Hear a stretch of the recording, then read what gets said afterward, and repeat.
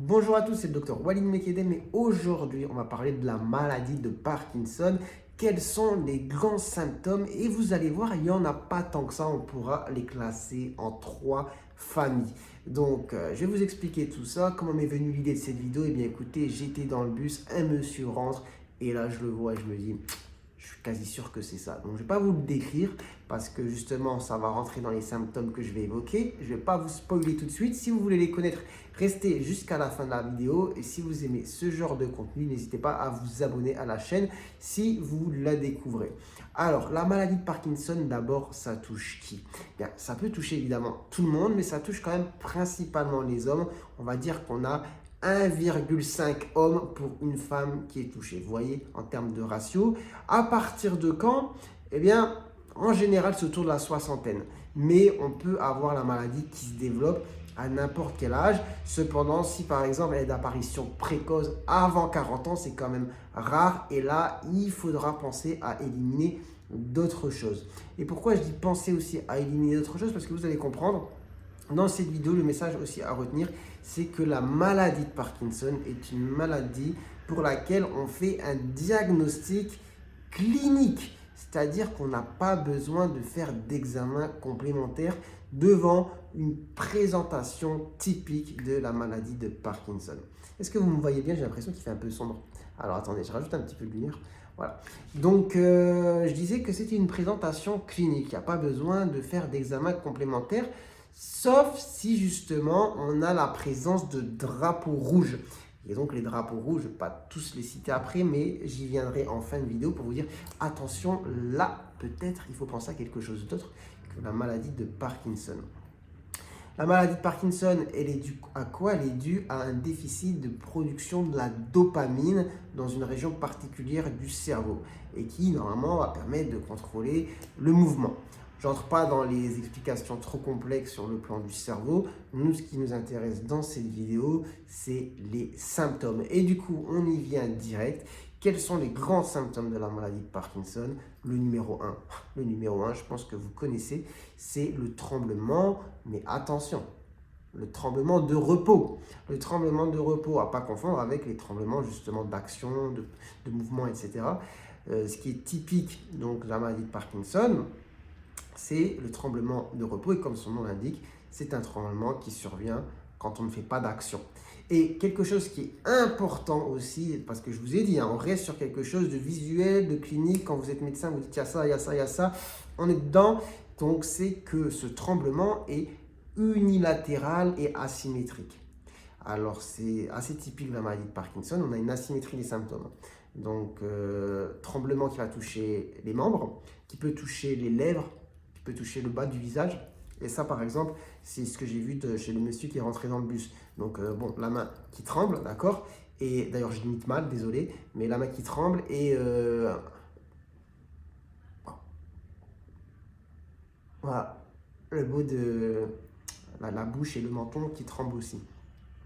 Donc, le tremblement, donc tremblement de repos, lent. Donc, là, c'est pour ça que je disais je limite mal. C'est un tremblement qui est quand même assez lent, qui est asymétrique, unilatéral, les membres, le bas du visage, qui peut être aggravé justement par l'émotion aussi. Donc, c'est des choses à savoir. Bon, je ne vais pas m'arrêter trop longtemps sur l'histoire du tremblement, mais voilà un petit peu les caractéristiques. Donc, c'est quand même déjà le grand symptôme à connaître, tremblement de repos, à différencier voilà, de deux tremblements qu'on peut retrouver par exemple dans le tremblement essentiel. Je pense avoir déjà fait une vidéo sur le sujet qui date d'il y a un moment. Mais en tout cas, elle est sur ma chaîne, la vidéo du tremblement essentiel. Ensuite, deuxième catégorie de symptômes, la grande catégorie de symptômes, ça va être les problèmes de rigidité. Rigidité, alors vous me dites c'est quoi cette histoire de rigidité? On va parler de rigidité plastique, à différencier de la rigidité spastique qu'on va trouver dans d'autres maladies neurologiques. Je n'entre pas forcément dans le détail de la spastique, mais la plastique, typiquement, on va la retrouver, on peut la retrouver au niveau du cou, mais on va la retrouver surtout au niveau des membres à l'examen, surtout au niveau du bras.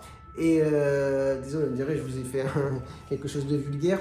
Au niveau du bras, quand vous allez déplier le bras, on va avoir le bras qui est vraiment bloqué Et le fait de le déplier, ça se fait sous forme d'à-coups. On appelle ça le phénomène de roue dentée. Vous prenez un bras et vous dépliez et à l'examen, c'est assez typique. Là, ça vous parle peut-être pas assez, mais franchement, le bruit des ambulances, j'espère que ça vous gêne pas trop. Je vais essayer de parler un petit peu plus fort pour couvrir, je sais pas si c'est ambulance, pompiers, police. D'ailleurs, apparemment, on peut reconnaître les sirènes en fonction de si c'est la police, si c'est les pompiers, si c'est l'ambulance. J'avoue que j'ai pas la technique. Donc, dites-moi en commentaire si vous l'avez et si vous reconnaissez.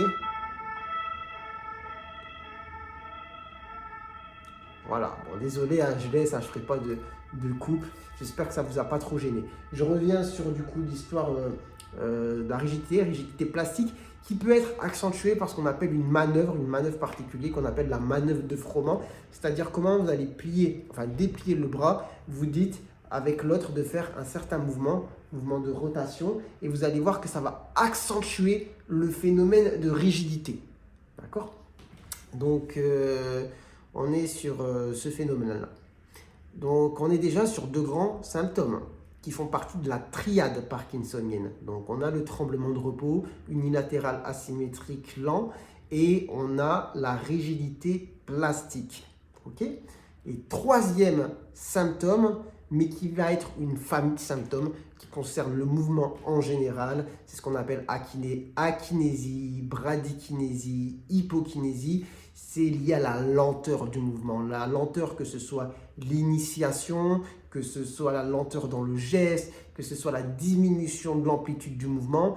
Principalement, on va le voir à la marche. On va avoir par exemple une marche à petits pas, avec une difficulté aussi à décoller le pied du sol. On a des phénomènes, ce qu'on appelle freezing, festination.